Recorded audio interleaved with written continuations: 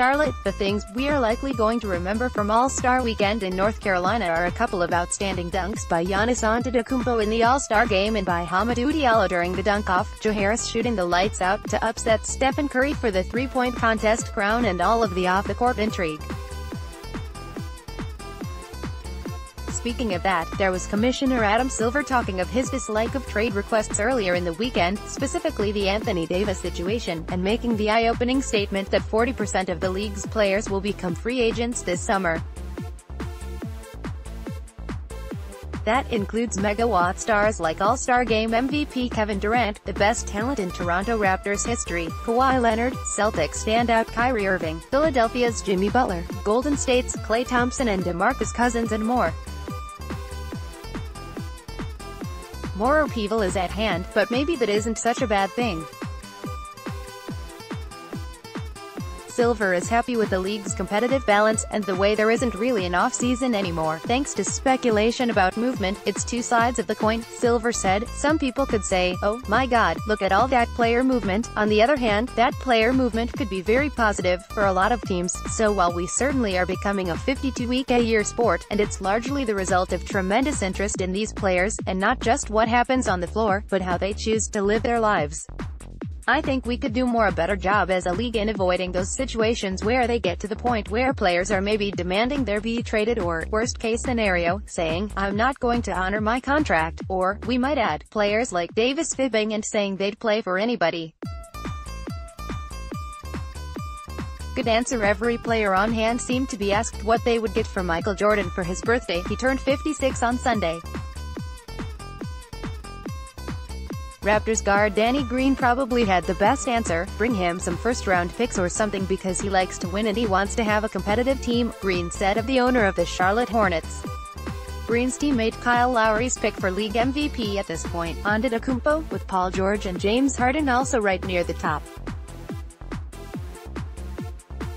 Old stars say Dirk Nowitzki and Dwayne Wade got one more chance to play in an All-Star game and both had their moments.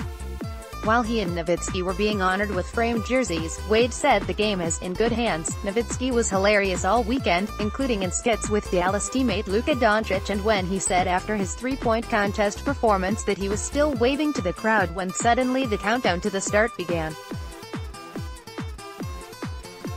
During the All-Star game, Leonard let Wade start the second half. Malone gets his moment. The helming Team LeBron was Michael Malone, who is on pace to lead Denver to a better record for the fourth straight season since becoming head coach. Malone is the son of the first head coach in Raptors history, Brendan Malone, and also a former assistant with the Canadian national team under Leo Rautins and a longtime James assistant from his first stint in Cleveland. Malone had a good line when asked why his team suddenly started playing defense in the second half after getting lit up earlier. It was a rousing halftime speech, a smiling Malone said. What really happened was, I was in the coach's locker room, and LeBron asked if the team could go out and watch the J. Cole concert, and I said, listen, I'll let you go watch the concert if you promise to get your ass back in transition, Malone said. LeBron made my words known. They watched the concert, and they came out and played great around the rim. While Team LeBron arguably had the bigger names, it was comprised of fewer sharpshooters than Team Giannis. Per the NBA, 36% of Team Giannis's shot attempts in the regular season came from three-point range versus only 30% of Team LeBron's. But, in a twist, LeBron's squad had a 35-27 three-point makes edge in the game. Canada's Aaliyah Mackenzie Edwards was named NBA Basketball Without Borders Camp MVP in Charlotte. Fellow Canuck R.J. Barrett had Duke's first triple-double in 13 years on the weekend in a win over North Carolina State. Ran into Dikembe Mutombo and his security entourage at one point while trying to get somewhere. We were told to hold up, but sadly nobody waved a finger and said, no, no, no, in classic Mutombo fashion. This weekend left something to be desired compared to past All-Star events we've covered.